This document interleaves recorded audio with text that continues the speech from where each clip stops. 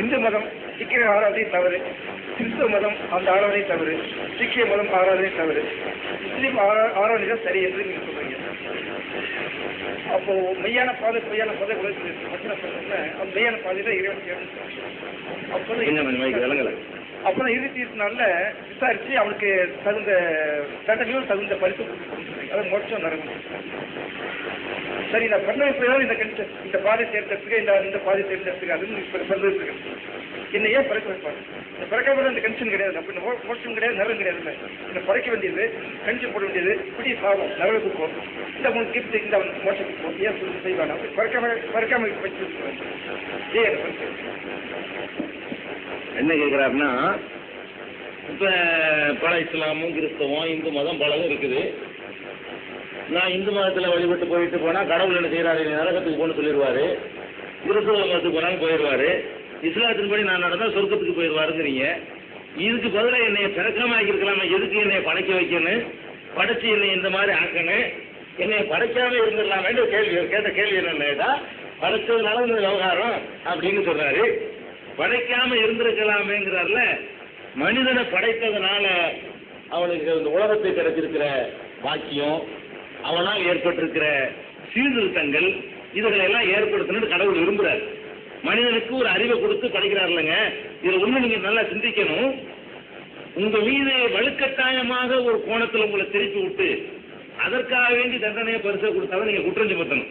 உதாரணமா, உங்க இயற்கையிலேயே நீங்கள் இந்துவாவே நடக்கிற மாதிரி உங்களை கடவுள் படைச்சிருக்கணும். இயற்கையிலேயே நீங்க முஸ்லீமா நடக்கிற மாதிரி படைச்சிருக்கணும். அப்பதான் நீங்க என்ன செய்யலாம், இது என்னங்க ஒரு உரிமையும் கொடுக்காம என்னை அவரே இப்படி ஆக்கி விட்டு என்னை அவரே தண்டிக்கிறாருன்னு கேட்கணும். உங்களை எப்படி கடவுள் படைச்சிருக்காருன்னு கேட்டா பகுத்தறிவை கொடுத்து படைச்சிருக்கிறாரு. நீங்க இந்த நிமிஷம் நினைச்சீங்கன்னா இதை ஏற்கலாம் இல்ல இதை ஏற்கலாம், ரெண்டையும் சேர்த்து நிராகரிக்கலாம். இந்த தீர்மானிக்கிற உரிமையை உங்க கையில கொடுத்தா படைச்சிருக்காரு.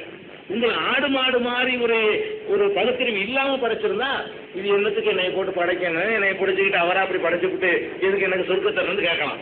உங்களே என்ன எடுத்துக்கிறோமே, நான் என்னோட விஷயத்தை நான் தீர்மானிக்க எல்லாத்துக்கும் எனக்கு உரிமை இருக்கு. இந்த மேடையில பேசுறாருந்தாலும் நான் பேசுவேன், உட்காரந்தாலும் உட்காந்துக்கிறேன், இது ஏன் உரிமை. பேச நினைக்கிறேன், பேசுறேன், வேணான்னா நான் உட்காந்துக்கிற போறேன். சைவம் அசைவம் முன்னாடி வச்சிருக்குது, நான் தான் தேர்ந்தெடுக்கிறேன் இதை சாப்பிட்றதா இதை சாப்பிட்றதான்னு சொல்லி. நான் தேர்ந்தெடுத்து சாப்பிட்றதுனால அவன் கடவுள் திணிக்கிறான்னு நீங்க சொல்ல முடியாது.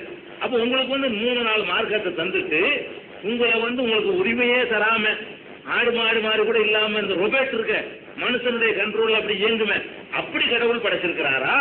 ஒவ்வொன்றையும் உங்களுக்கு தீர்மானிக்கிற உரிமையோட படைச்சிருக்கிறாரா? உரிமையோட தான் படைச்சிருக்காரு. நீங்க பயன்படுத்த மாட்டேங்கிறீங்க. இப்ப நீங்க நினைச்சீங்கன்னா ஒரு கிறிஸ்தவராக உங்க வாழ்க்கையை மாற்ற முடியும், யாரா தடுக்க முடியுமா? முடியாது. நீங்க நினைச்சீங்கன்னா ஒரு இந்துவாவே நீங்க தொடர முடியும், தடுக்க முடியாது. நீங்க நினைச்சீங்கன்னா நாத்திகரா கூட நீங்க ஆக முடியும், அதையும் யாரும் தடுக்க முடியாது. நீங்க ஒரு பௌத்தரா கூட ஆக முடியும். அப்ப உங்களுக்கு எதை வேண்டாலும் தேர்ந்தெடுக்கக்கூடிய உரிமையை கொடுத்துட்டு அதுல இதை செய்தால் தண்டனை, இதை செய்தால் சரிங்கிறார். அப்ப இதெல்லாம் தெரிஞ்ச பிறகு நீங்களா தேர்ந்தெடுத்துக்கிட்டதுனால தானே அந்த பரிசு நீங்க அனுபவிக்கிறீங்க. உங்களுக்கு எந்த உரிமையும் இல்லாம இழுத்துக்கிட்டு போனா தானே இதை நீங்க குறை சொல்லணும். கடவுள்கிட்ட குறை சொல்ல என்ன இருக்குங்கிற நீங்க அழகா நான் கேட்கிற உங்களுக்கு அறிவை தந்திருக்கும் பொழுது நீங்க நரகத்துக்கு போகாத ஒன்றை இப்போ நீங்க தேர்ந்தெடுக்கலாமே. அப்ப நீங்க தேர்ந்தெடுக்க தயங்குறீங்கன்னு சொன்னா அப்ப தயங்குறவங்க தண்டனை அனுபவித்தானே ஆகணும். உங்கள்கிட்ட அறிவு இல்லாம கேள்வி கேட்கணும். நம்மளை அறிவு இல்லாம படைச்சு ஒரு இந்திரங்கள் மாதிரி படைச்சு நம்மளுக்கு நினைச்சா கூட இஸ்லாத்தை ஏற்றுக்கொள்ள முடியாது, நினைச்சா கூட கிறிஸ்துவத்துக்கு போக முடியாதுங்கிற மாதிரி அப்படி நம்மளை கடவுள் படைச்சிருந்தா அந்த கேள்விகள் கேட்கலாம். இதுல நீங்க கேட்கவும் முடியாது. உங்களுக்கு பூரண சுதந்திரம் கொடுக்கப்பட்டிருக்கு, பகுத்தறிவுங்கிற சுதந்திரம்.